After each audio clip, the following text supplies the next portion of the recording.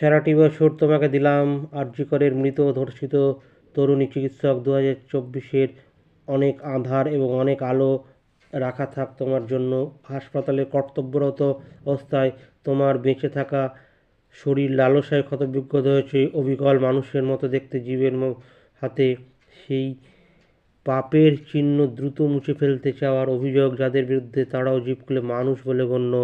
আইন আইনের কথা বলছে, বিচার বিচারের কথা পথে চলছে, ফল কী হবে কবে কে জানে।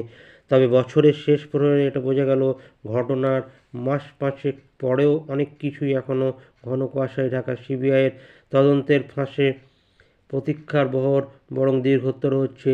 শাসক বিরোধী নাগরিক সমাজ চিকিৎসক মহল কারোর পক্ষে এই পরিস্থিতি মুখ বুজে মেনে নেওয়া সম্ভব নয়। প্রতিবাদ তাই পথে ফিরেছে, যদিও দৃশ্যত তা স্তীমিত। কিন্তু কন্যা, তোমার নিথর দেহ প্রশ্ন রেখে গেল,